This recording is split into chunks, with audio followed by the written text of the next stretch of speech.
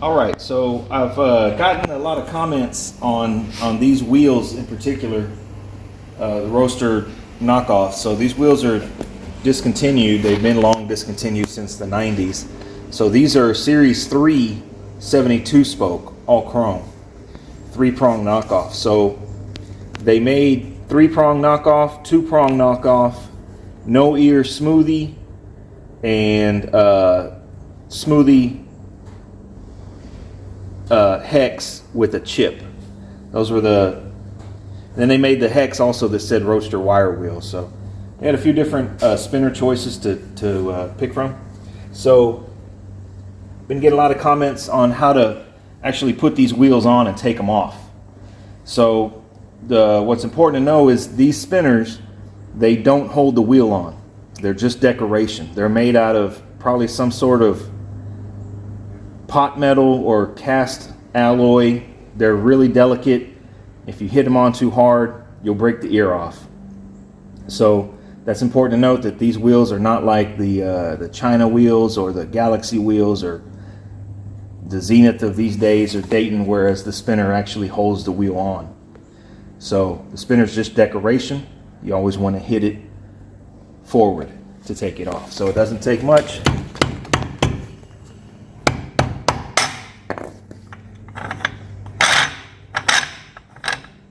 You can also grease these threads if you want. I don't grease them.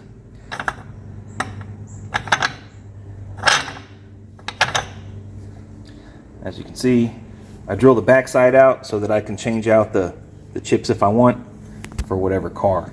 Because like I say, these things have been long discontinued. It's kind of getting hard to find parts. So under the spinner is the spindle lock, or spindle nut if you want to call it that. It uses a 1/4 inch hex Allen key. So you have to unlock this,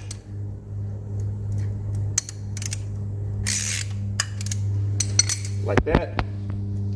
Then that calls for a 3/4 inch. They also made a tool, but all it is a 3/4 inch drive. So you want to put this little push ball, you want to put it either that way or that way. You don't want to put it that way, you don't want to put it that way. I'll show you why in a second. So I'm going to use a Milwaukee impact. You can use a breaker bar, you can use a ratchet, although sometimes the ratchets will break, or you can make your own tool, basically a breaker bar. So I didn't take these off before the video, so we're going to see what the impact does.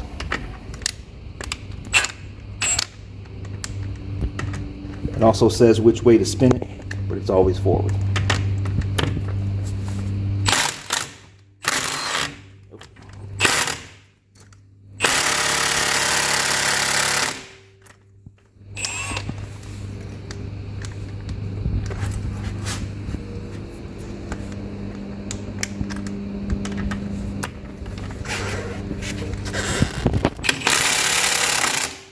There we go.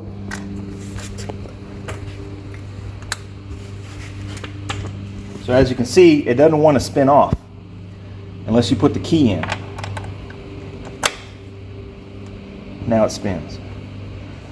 So the way these things are designed,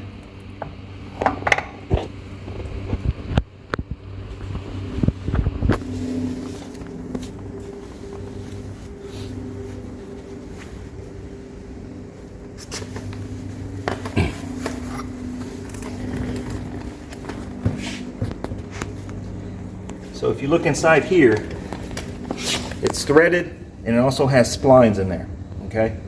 So past the thread is a spline, okay? So whenever you insert this tool here, it retracts these teeth. Take it out, the teeth pop out. See the teeth there? You put the tool in,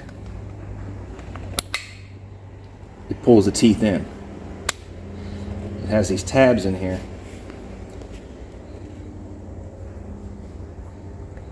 Inside in there, that when you stick the square key in, it pushes those tabs in and it pulls the teeth for retracts the teeth. So can see here, once you get in a certain depth, you're going to hear those teeth ratcheting on those splines. And once they do that, you're not going to be able to turn it off or take it off without putting a key in. Hear that? Doesn't come off unless you put your key in. Put the key in, it comes right off.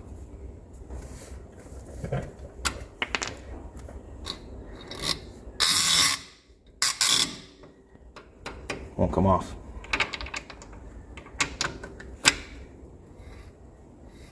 So that's pretty much the gist of it. And then you have, you know, your typical lug nuts on your adapter. That's pretty basic. But that's the whole key to these wheels is with these locking devices. It's literally if it's installed properly, it's impossible. It's mechanically impossible to get for the wheel to fly off because these spline teeth.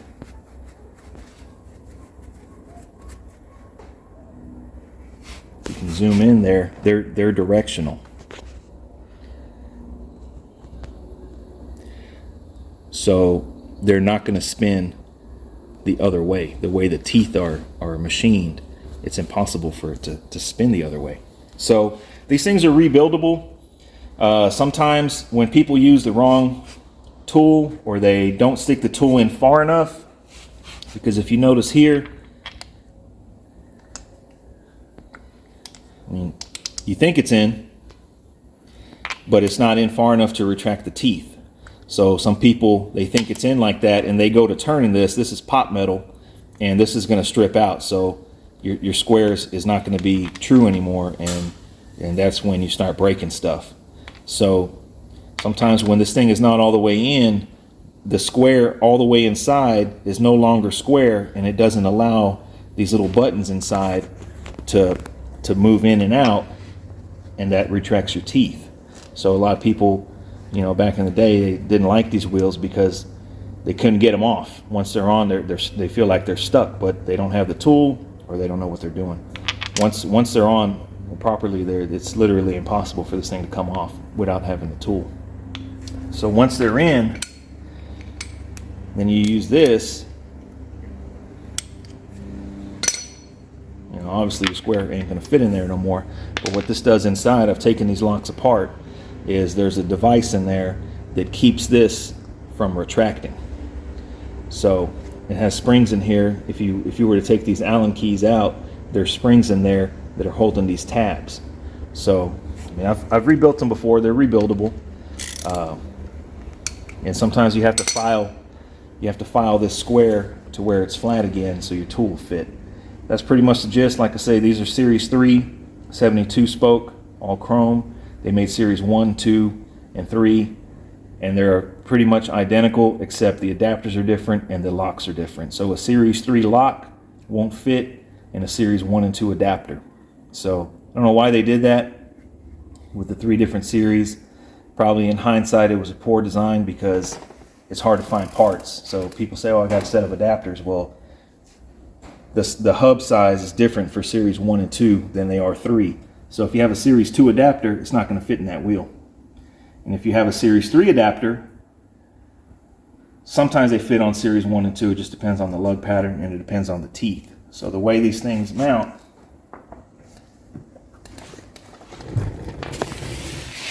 is around here it has this grooves, which these teeth right here, you know, the newer wheels, they have I don't know what you would call it, but basically they're like teeth where they're machined in angles, whereas these have these pegs. So once you put the wheel on, I don't know if you can see it back there, but the adapter mates to the hub of the wheel and it's not going to spin loose. So then you would just come back around, and that has plenty of grease. You definitely want to grease it. That's another big key issue. If you don't grease this, good luck getting them off. You can use the anti-seize grease or the stuff that Dayton sells with their wheels, or you could just use regular old high temp wheel bearing grease is what I use. So make sure everything is good and greased so it doesn't seize up. what I like to do is turn it all by hand until you hear the ratcheting. The louder the ratchet, the better it is. That means it's doing what it's supposed to do. So you get to a certain point that you can't get it anymore. And like I say, you want to stick the little ball in up. And just hit it with the impact. Okay. Then you come back.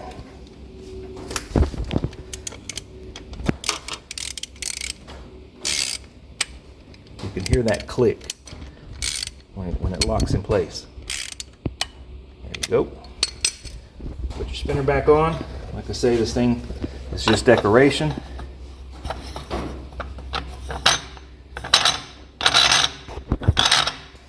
And the 2-prong and the 3-prong, all the spinners fit all the locks. So they're all interchangeable on the locks themselves. So once you get it on, you can use a rubber mallet or a lead hammer. Like I say, it doesn't take a lot of effort. And